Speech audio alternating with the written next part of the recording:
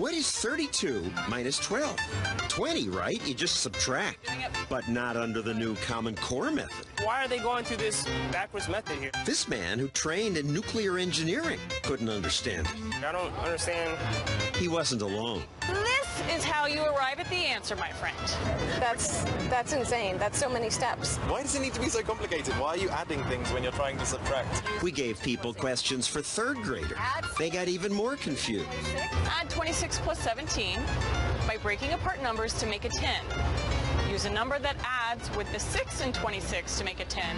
Since 6 plus 4 equals 10, use 4. What?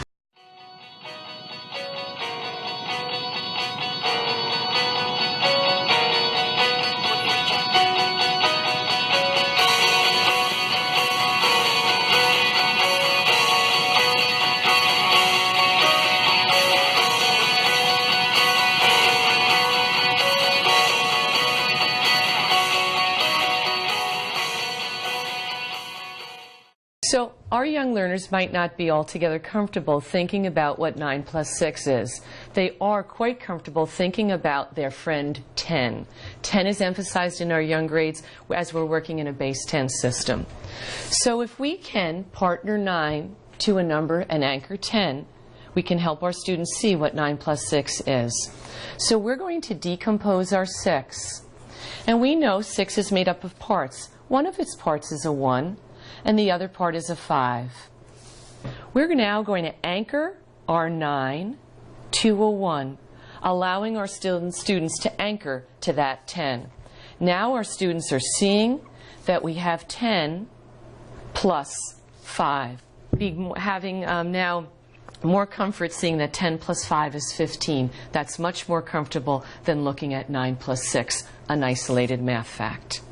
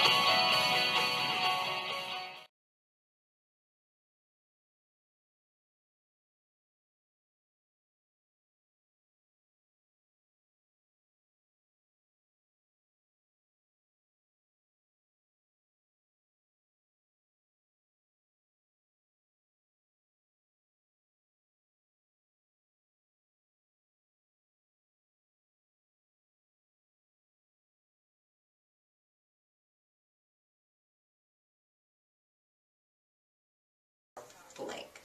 So we're going to start with what we're given. We know how many tens? 2 tens. And we have to find out 10 times as many as 2 tens. How many tens does that equal? Well, we're going to first add 2 tens to our tens column. Because it says 2 tens, the 2 units have to go in the tens column. If it had said 2 ones, we would put them in the ones column.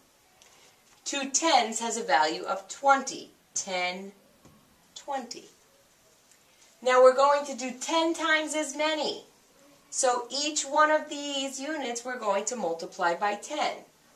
This one we'll start with, and we'll go 1, 2, 3, 4, 5, 6, 7, 8, 9, 10.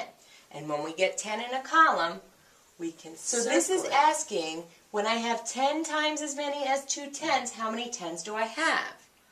Well, 10 times as many as means I have to multiply my 2 tens by 10, which I did here. So now I have, let's count how many tens I have. 1, 2, 3, 4, 5, 6, 7, 8, 9, 10, 11, 12, 13, 14, 15, 16, 17, 18, 19, 20. So, 10 times as many as 2 tens is 20 tens.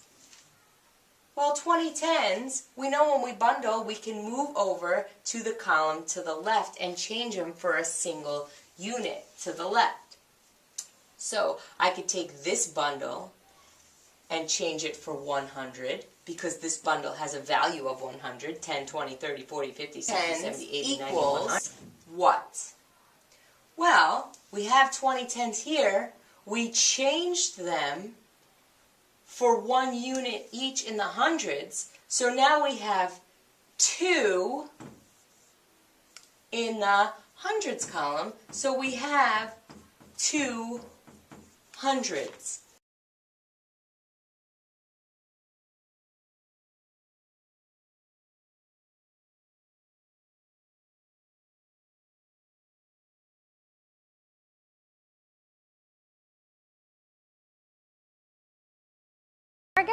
I can use text evidence to support my inferences. Okay, in your best words, can you rephrase that? Text evidence is like details that you can support your inferences with. Okay, beautiful. Layla, can you read the second learning target for us? I can participate in a discussion with my partner about our inference. Okay, good. Can you just put that learning target in your own words for us? It means like you can talk to your partner about what your inference is, and you can tell them about your text evidence.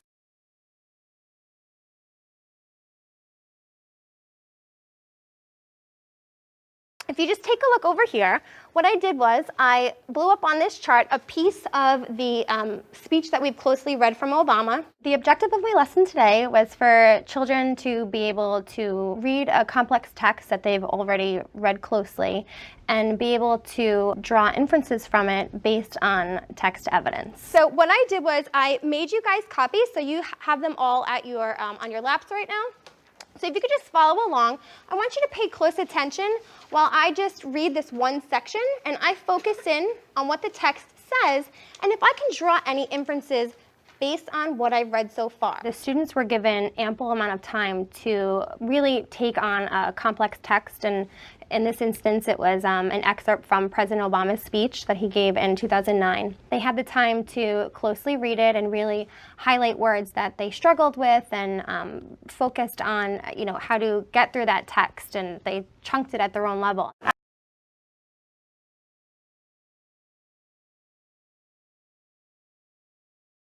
I'm inferring that you should do good in school to get a good future, which means like when you get older, you get like a good career and don't just not get a good job, like not get a job. Yeah. And then in the text,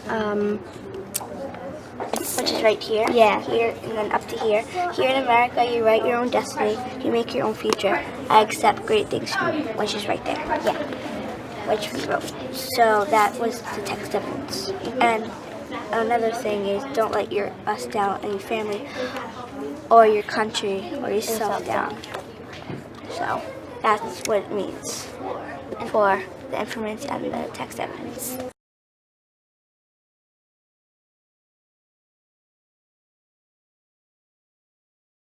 One of the things that I've had to let go of as a teacher was really just letting go and letting the kids take on the text at their own rate and go through the text and read it closely and read it first to get the flow, and then to chunk it and get the gist, and then to reread their gist, then to get the main idea. And the last learning target I want to highlight, I can explain how I make an inference and why it is important when I read.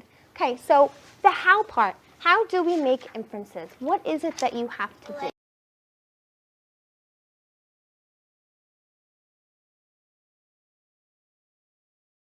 A main idea is like you have to think more for the inference. Like the one that we did, you have to go into it. Good.